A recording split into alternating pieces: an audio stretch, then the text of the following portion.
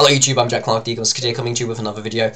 I'm really ill and I probably shouldn't be doing a video or be talking this fast at all really, but however I really want to talk about Yu-Gi-Oh cards because I haven't talked about Yu-Gi-Oh cards in a really long time, and of course lots of new cards have been announced. It's really rather exciting, so I thought I'd talk about one of them in particular today, which is coming from Legacy of the Valiant, which is Noblswarm Belebuth, or Constellaswarm Belebuth, which I like to call it, or of course as it's also translated as Right Light Night Versbuff. And of course, I do love the fact that Yu-Gi-Oh! Wakia can be edited by anyone, but when it gets to the point where you are translating it Riekishi as Right Light Night, then I think it's actually probably a good point to put down the keyboard before you hurt yourself, because that just sounds fucking stupid and really you should go away now.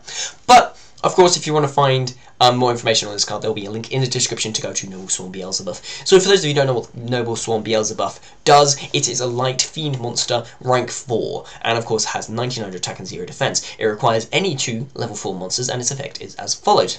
During your main phase, or during your opponent's battle phase, if you have less cards in your hand and your field than your opponent does, then you can detach a material from it to destroy all other cards on the field. However, if you activate this effect, your opponent doesn't take any damage during the turn, which is all well and good. However, you have just nuked the field and you still have a 1900 attack with beater on the field. Yeah, sure, your opponent may have more cards in their hand, but you just nuked the field and you still have a 1900 attack point beater on the field. So this card is being heralded as a rank 4 Jasmine Dragon, which is a pretty safe and pretty reasonable comparison to make, simply because, of course, this is a very overwhelmingly broken card. However, as much as I was trying to find, I was really looking at this card, trying to analyze it, and trying to think of what redeeming factors it has.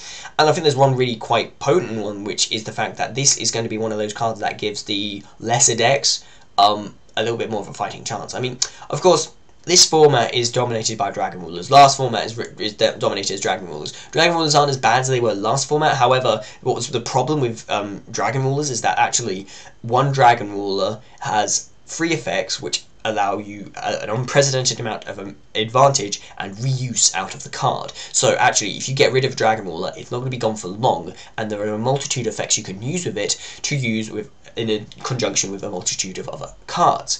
So take one Dragon Ruler and then release 4 of them, in which the differences between them are pretty inconsequential. I mean, yeah, sure, they have different attack and defense points, but they're mostly just giant dragons which you can reuse and abuse multitudes of times. So when it comes to a lesser deck that hasn't had as much support, why actually bother? I mean, everyone's been playing this format and last format, where, of course, if you're running a lesser tier deck, and I know this is always going to be the kind of, oh, for God's sake, yeah, people who can't afford to invest in the game should just go. I mean, if you're not going to invest in the game, then you really shouldn't be playing.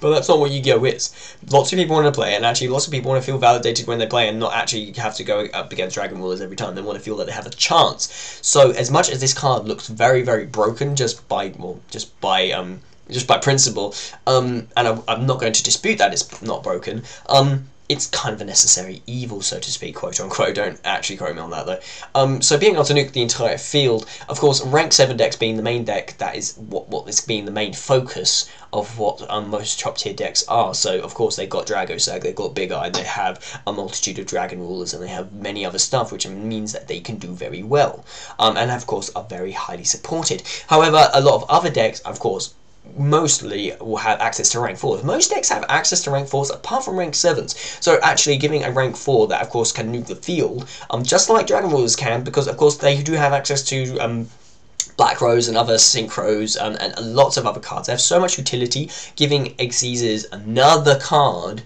to combat that isn't necessarily going to be a bad thing. As much as this is a very broken card, until Dragon Rulers get properly dealt with, this is kind of going to be needed just to combat them. So, of course, if you're using a Hunter deck, when you go up against Dragon Rulers, yeah, sure, you would, in most cases, be fucked. However, with Nobleswarm Belebuth, you know that if it goes a bit too wrong, you can just summon Mar Hunter, then Par Hunter, then overlay for Nobleswarm Belebuth, and actually you can nuke the field, you can start afresh and have a 1900 attack point beater. If you've got any back row, you can make some kind of a comeback with this card. So this card is very interesting. I'm kind of on the fence with it, but of course, when it comes out in the OCG, we'll be able to see what kind of competitive impact it will have, and we'll be able to take that information and see and apply it to the TCG. But that's pretty much my thoughts and opinions, really. I'm not sure if it's going to be the most popular or if it's going to be correct at all. However, it's only my opinion. So if you have an opinion and you want to tell me about it, do tell me in the comments down below, or as a video response. Really would like to hear from you, especially considering this card may shape up to be the chase card of Legacy of the Valiant, and also a card that may shape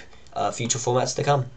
I may be just completely overstating that, but damn, this card's freaking good, and I'm not going to be able to get it because it's probably going to be a secret rare, because Konami, as much as they'll create a card that can fuck over Dragon Rulers, they'll create a card that is going to be the same price as a Dragon Ruler deck. But regardless, that's just my opinion and me bitching about it. But so tell me in the comments down below what you think about this card. I'll be talking about other cards and new releases soon. I'm sorry I'm doing many videos, but that's pretty much it. I'm Jack Clark, you Musketeer. More videos coming out to you soon, but until then, goodbye!